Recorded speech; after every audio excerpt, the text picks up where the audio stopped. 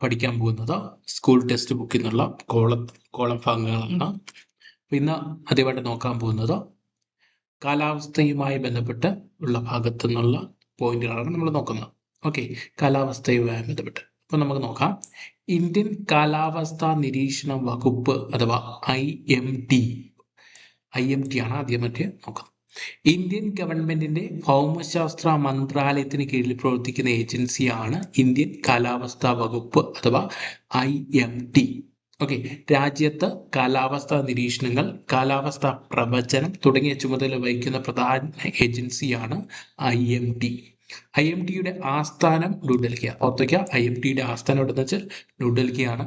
കൂടാതെ ഇന്ത്യയിലും അന്റാർട്ടിക്കയിലുമായി നൂറുകണക്കിന് നിരീക്ഷണ സ്റ്റേഷനുകൾ പ്രവർത്തിക്കുന്നു. ഓക്കെ, മറന്നു പോകരുത്. ഇന്ത്യയിലെ കാലാവസ്ഥ നിരീക്ഷണം, കാലാവസ്ഥ പ്രവചനവുമാണ് എന്തിന്റെ ചുമതല? IMDയുടെ ചുമതല. ആസ്ഥാനം ചോദിച്ചാൽ ഡൽഹിയാണെന്ന് ആലോചിക്കാം. ഏത് മന്ത്രാലയത്തിന് കീഴിലെന്ന് വെച്ചാൽ ഇന്ത്യ ഗവൺമെന്റ് ഭൗമശാസ്ത്ര മന്ത്രാലയത്തിന് കീഴിലാണെന്ന് കൂടി ഓർത്തു വയ്ക്കാം. ഓക്കെ, അടുത്ത ഏറ്റവും പ്രധാനപ്പെട്ട ഒരു ഭാഗമാണ് നോക്കുക, അണു സംയോജനം അഥവാ ന്യൂക്ലിയർ ഫ്യൂഷനെ കുറിച്ചാണ് നോക്കുന്നത്. രണ്ടോ അതിലധികമോ ചെറിയ അണുകേന്ദ്രങ്ങൾ കൂട്ടിയിടിയിലൂടെ സംയോജിച്ച ഒരു വലിയ ആറ്റം രൂപപ്പെടുന്നു.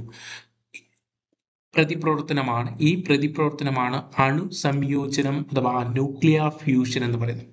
ഹൈഡ്രജൻ പോലുള്ള കുറഞ്ഞ അറ്റോമിക സംഖ്യയുള്ള മൂലകങ്ങളിലാണ് ഈ പ്രക്രിയ സംഭവിക്കുന്നത്.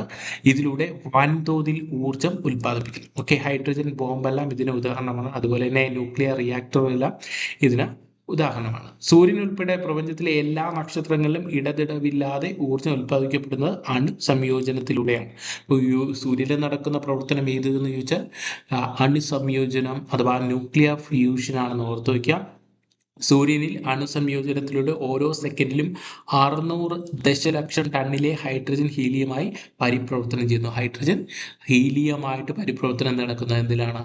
സൂര്യനിൽ എന്ന് ഓർത്തു വയ്ക്കുക. ഇത്രയും കാര്യങ്ങൾ ഓർത്തു വയ്ക്കുക. അടുത്ത പോയിന്റിലേക്ക് പോകാം.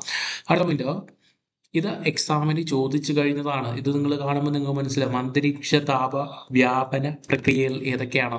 ഇപ്പോൾ അടുത്ത് നടന്ന എക്സാമിന് ചോദിച്ചാണ്. ശ്രദ്ധിക്കുക, താപചാലനം അഥവാ കണ്ടക്ഷൻ. ചൂടായ ഭൗമ ഉപരിതലത്തോട് ചേർന്നുള്ള അന്തരീക്ഷത്തിന്റെ താഴ്ന്ന വിതാനങ്ങളിലേക്ക് താപം പകരുന്ന പ്രക്രിയയാണ് ഏത്? താപചാലനം അഥവാ കണ്ടക്ഷൻ. അടുത്ത സംവഹനം അഥവാ കൺവെക്ഷൻ. ഭൂമിയോടടുത്തുള്ള അന്തരീക്ഷ വായു ചൂടുപിടിച്ച് വികസിച്ച് മുകളിലേക്ക് ഉയരുന്നത്. കൂടുതൽ ഉയരങ്ങളിലേക്ക് താപം വ്യാപിക്കുന്നു. ഈ കാര്യം പറയുമ്പോൾ തന്നെ മനസ്സിനകത്ത് ഈ സംഭവം നിങ്ങൾക്ക് ഓടണം, എന്നാലേ എക്സാമിന് കറക്റ്റായിട്ട് ഉത്തരം എഴുതാൻ കഴിയുള്ളൂ. ഓക്കെ, അടുത്ത അവിവഹനം അഥവാ അഡ്വെക്ഷൻ. കാറ്റിലൂടെ തിരശ്ചീല തലനത്തിൽ താപം വ്യാപിക്കുന്നതാണ് അവിവഹനം എന്ന് പറയുന്നത്. അടുത്ത വികിരണം അഥവാ റേഡിയേഷൻ. ഭൗമ ഉപരിതലം ചൂടുപിടിക്കുന്നതോടെ ദീർഘതരംഗങ്ങളായി ഭൗമ ഉപരിതലത്തിൽ നിന്ന് ഊർജം പുറന്തള്ളുന്നതാണ് വികിരണം എന്ന് പറയുന്നത്. ഓക്കെ, ഇനി അടുത്ത് നോക്കേണ്ടത് ഹ്രസ്വ തരംഗങ്ങളും ദീർഘതരംഗങ്ങളും. എന്താണ് ഹ്രസ്വതരംഗം, എന്താണ് ദീർഘതരംഗം നോക്കാം. ചൂടേറിയ വസ്തുക്കളിൽ നിന്ന് ഊർജം വികിരണം ചെയ്യപ്പെടുന്നത് ഹ്രസ്വതരംഗങ്ങളായിട്ടാണ്. ആവർത്തി കൂടുതലായതിനാൽ ഹ്രസ്വതരംഗങ്ങൾക്ക് അന്തരീക്ഷത്തിലൂടെ തടസ്സമില്ലാതെ കടന്നു പോകാനാകുന്നു.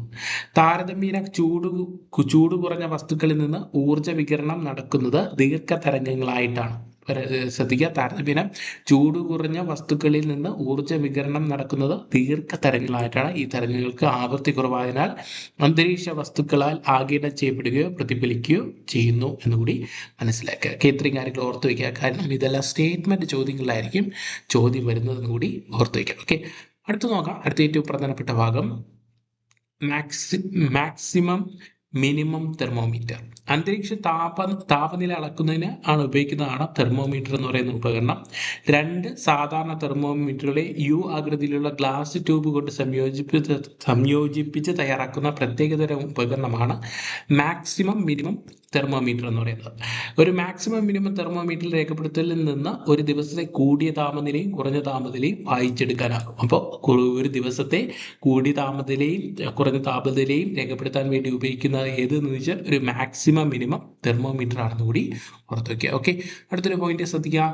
ഡിഗ്രി സെൽഷ്യസ്, ഡിഗ്രി ഫാരൻഹീറ്റ് എന്നീ ഏകകങ്ങളാണ് എന്തിനുപയോഗിക്കുന്നത്? താപനില രേഖപ്പെടുത്തുന്നതിന് ഉപയോഗിക്കുന്ന ഏകകങ്ങൾ അഥവാ യൂണിറ്റ്. ഓക്കെ, യൂണിറ്റ് അഥവാ ഏകകങ്ങൾ. ഓക്കെ, ഇവിടെ ഉപകരണമാണ് ഇത് പറയുന്നത്, ഇത് ഏകകങ്ങൾ അഥവാ യൂണിറ്റ്. ഫാരൻഹീറ്റിലെ ജലത്തിന്റെ ഖരാംശം 32 ഡിഗ്രിയും തിളനില 212 ഓർത്തോയ്ക്ക്. ഇത് എക്സാമിന് ചോദിച്ചതാണ്. ഇത് യഥാക്രമം 0 ഡിഗ്രിയും സെൽഷ്യസ് ആണെങ്കിൽ 100 സെൽഷ്യസുമാണെന്ന് ഓർത്തോയ്ക്കുക. ഓക്കെ, അടുത്ത് ഫാരൻഹീറ്റിനെ ഡിഗ്രി സെൽഷ്യസിലോ ഫാരൻഹീറ്റ് കണ്ടെത്താൻ എന്ത് ചെയ്യണം? ഡിഗ്രി സെൽഷ്യസ് ഇൻറ്റു 9/5 + 32 ആണ് ഫാരൻഹീറ്റ് കണ്ടെത്താൻ. ഓക്കെ, ഇപ്പോൾ ഡിഗ്രി സെൽഷ്യസ് ആണെങ്കിലോ ഫാരൻഹീറ്റ് ആണ് തന്നിരിക്കുന്നത്. ഫാരൻഹീറ്റ് മൈനസ് എത്രയാണ് തന്നിരിക്കുന്നത്? 32 × 5/9 ചെയ്ത ഡിഗ്രി സെൽഷ്യസ്. ഫാരൻഹീറ്റ് കിട്ടാൻ എന്ത് ചെയ്യണം? Degree Celsius into 9/5 + 32. Degree Celsius കിട്ടാൻ ഫാരൻഹീറ്റ് മൈനസ്, അതായത് ഫാരൻഹീറ്റ് മൈനസ് 32 × 5/9. ഓക്കെ, അപ്പോൾ നമുക്ക് നോക്കാം, അടുത്ത പോയിന്റ് നോക്കാം. അടുത്ത് നോക്കുന്നത് ചൂടും താപനിലയും തമ്മിലുള്ള വ്യത്യാസമാണ്. തന്മാത്രാ ചലനം മൂലം ഒരു വസ്തുവിലുണ്ടാകുന്ന ആകെ ഊർജമാണ് ചൂട് അഥവാ താപം എന്ന് പറയുന്നത്. ഇത് ജൂൾ എന്ന ഏകകത്തിലാണ് രേഖപ്പെടുത്തുന്നത്. അപ്പോൾ ചൂട് അഥവാ താപം രേഖപ്പെടുത്തുന്ന ഏത് ഏകകം എന്ന് ചോദിച്ചാൽ ജൂൾ. ഓക്കെ, ജൂൾ എന്ന ഏകകമാണ്. ഒരു വസ്തുവിന്റെ താപത്തിന്റെ അളവുകോലാണ് ഊഷ്മാവ് അഥവാ താപനില. ഇത് degree Celsius, degree Fahrenheit, kelvin എന്നീ ഏകകങ്ങളിൽ രേഖപ്പെടുത്തും. ഓക്കെ, ഇനി അടുത്ത് ഒരു ദിവസത്തെ കൂടിയ താപനിലയും കുറഞ്ഞ താപനിലയും തമ്മിലുള്ള വ്യത്യാസമാണ് ദൈനിക താപാന്തരം എന്ന് പറയുന്നത്. ദൈനിക താപാന്തരം = കൂടിയ താപനില മൈനസ് കുറഞ്ഞ താപനില. കുറഞ്ഞ താപനിലയും കൂടിയ താപനിലയും എങ്ങനെ കണ്ടെത്തുമെന്ന് നേരത്തെ പറഞ്ഞിരുന്നു. അടുത്ത് ഒരു ദിവസത്തെ ശരാശരി താപനിലയാണ് ദൈനിക ശരാശരി താപനില. അത് കണ്ടെത്താൻ ദൈനിക ശരാശരി താപനില = കൂടിയ താപനില പ്ലസ് കുറഞ്ഞ താപനില /2 കണ്ടെത്തിയാൽ മതി. ഓക്കെ, അടുത്ത പോയിട്ട് നോക്കാം. അടുത്ത് താപീയ മധ്യരേഖ, തെർമൽ ഇക്വേറ്റർ. അതായത് ഓരോ രേഖാംശ രേഖയിലെയും ഏറ്റവും ഉയർന്ന വാർഷിക ശരാശരി അന്തരീക്ഷ താപനില രേഖപ്പെടുത്തിയിട്ടുള്ള പ്രദേശങ്ങളെ തമ്മിൽ യോജിപ്പിക്കുന്ന സാങ്കല്പിക രേഖയാണ് എന്ന് പറയുന്നത് താപീയ മധ്യരേഖ എന്ന് പറയുന്നത്. ഈ താപീയ മധ്യരേഖ ഏറ്റവും കൂടുതൽ എന്തായിരിക്കും? ഭൂമധ്യരേഖയോട് അടുത്തായിരിക്കും. കാരണം എന്ന് പറയുന്നത് സൂര്യന്റെ പ്രകാശം ഏറ്റവും കൂടുതൽ ലഭിക്കുന്നത് ഭൂമധ്യരേഖയിലാണെന്ന് കൃത്യമായിട്ട് നിങ്ങൾക്ക് അറിയാം. ഇപ്പോൾ ഭൂമധ്യരേഖയിലായിരിക്കും, അതിനോടടുത്തുള്ള പ്രദേശങ്ങളായിരിക്കും ഇത് താപീയ മധ്യരേഖ എന്ന് പറയുന്നത്. കണ്ടോ, ഈ പ്രദേശങ്ങൾ, ഈ കാണുന്ന ഈ ഡോട്ട് ചെയ്ത് വെച്ചിരിക്കുന്ന പ്രദേശങ്ങളിലാണ് ഏറ്റവും കൂടുതൽ ചൂട്, വാർഷിക ശരാശരി കൂടുതലായിട്ടുള്ളത് എന്ന് ഓർത്ത് വയ്ക്കുക. ഓക്കെ, അടുത്ത് ബാരോമീറ്റർ എന്താണെന്ന് നോക്കാം. ബാരോമീറ്റർ എന്താണ്? അന്തരീക്ഷ മർദ്ദം അളക്കുന്നതിനുള്ള ഉപകരണമാണ് ബാരോമീറ്റർ എന്ന് പറയുന്നത്. ഓക്കെ, കൊടുത്തിരിക്കുന്നത് ഇത് മെർക്കുറി ബാരോമീറ്ററും അതുപോലെ തന്നെ അനിറോയിഡ് ബാരോമീറ്ററാണ് കൊടുത്തിരിക്കുന്നത്. 2 ചിത്രങ്ങളിലായിട്ട് കൊടുത്തിരിക്കുന്നത്. മെർക്കുറി ബാരോമീറ്ററിൽ ഭൗമ ഉപരിതല അന്തരീക്ഷ മർദ്ദം 76 സെന്റിമീറ്ററായി രേഖപ്പെടുത്തിയിരിക്കുന്നു.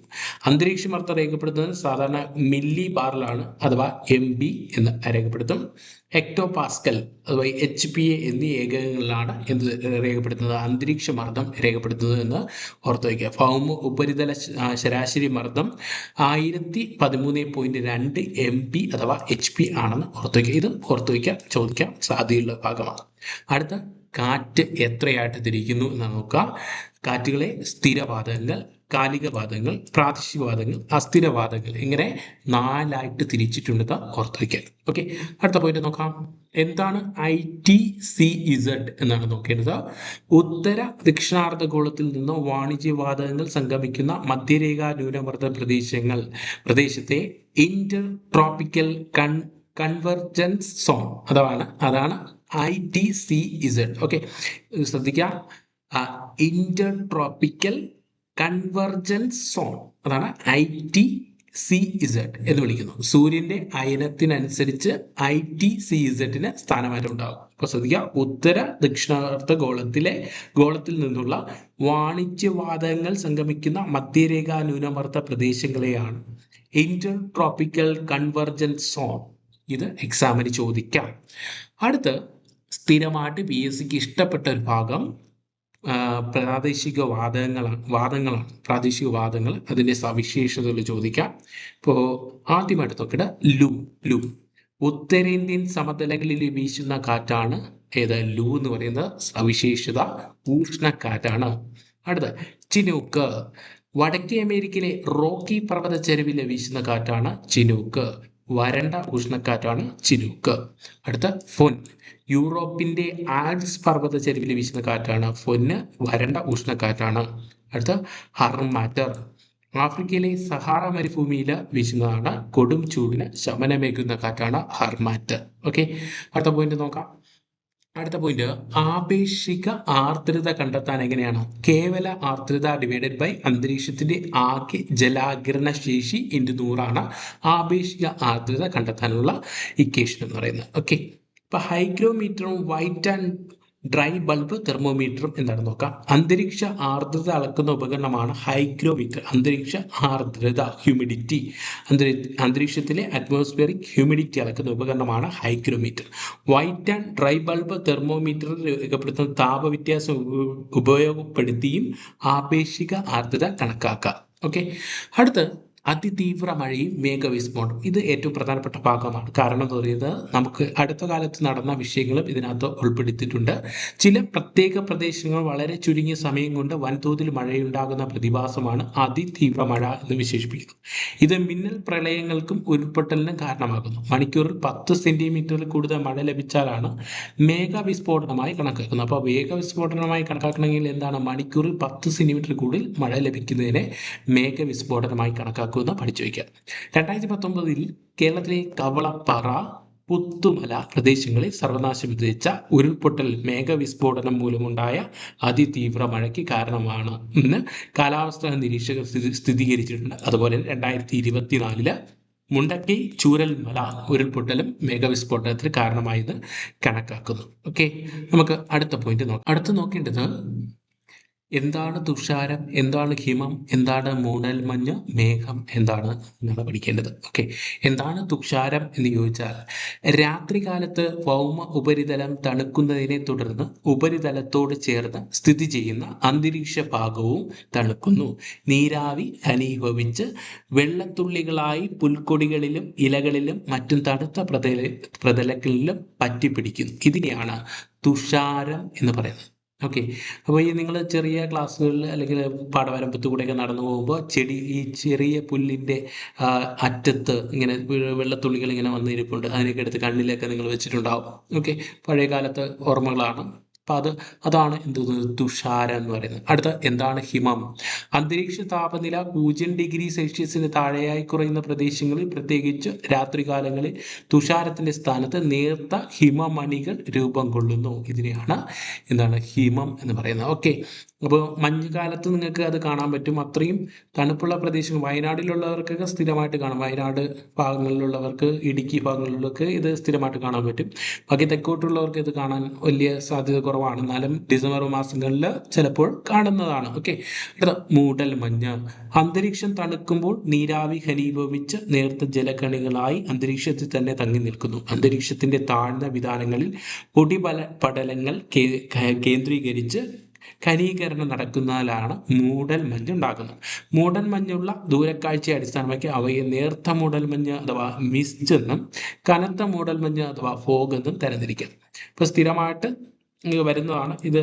സ്ഥിരമായിട്ട് രാവിലെ ഡിസംബർ മാസങ്ങളിൽ നമുക്ക് അടുത്ത് നിൽക്കുന്ന ആളിനെ പോലും കാണാൻ പറ്റാത്ത അവസ്ഥയിൽ ഉണ്ടാവും, മൂടൽ മഞ്ഞുണ്ടാവും. ഓക്കെ, അതുപോലെ തന്നെ തിരുവനന്തപുരം ജില്ലയിൽ പറയുകയാണെങ്കിൽ പൊന്മുടി പ്രദേശം, പൊന്മുടിയിൽ നിങ്ങൾ പോയിട്ടുണ്ടെങ്കിൽ അറിയാം.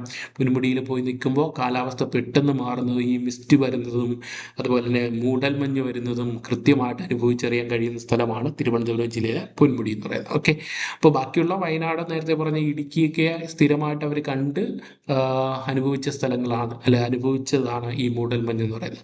അടുത്ത മേഘങ്ങൾ എങ്ങനെ ഉണ്ടാകുന്നു? അന്തരീക്ഷത്തിലെ നേർത്ത പൊടിപടലങ്ങൾ കേന്ദ്രീകരിച്ച് ഘനീകരണം നടക്കുന്നതിലൂടെ മേഘങ്ങൾ അഥവാ ക്ലൗഡുകൾ ഉണ്ടാകുന്നു. ഇത്തരത്തിൽ രൂപം കൊള്ളുന്ന ജലകണികളുടെ വലിപ്പം 0.001 സെന്റിമീറ്ററിലും താഴെയാണ്. അതിനാണ് അവ അന്തരീക്ഷത്തിൽ തന്നെ തങ്ങി നിൽക്കുന്നത് എന്ന് കൂടി പഠിച്ചു. ഓക്കെ, അപ്പോൾ നിങ്ങളുടെ അഭിപ്രായങ്ങൾ കമൻറ്റ് ചെയ്യുക. അടുത്ത ക്ലാസ്സിൽ അടുത്തൊരു ടോപ്പിക്കായിട്ട് വീണ്ടും കാണാം. Thank you for watching. Thank you.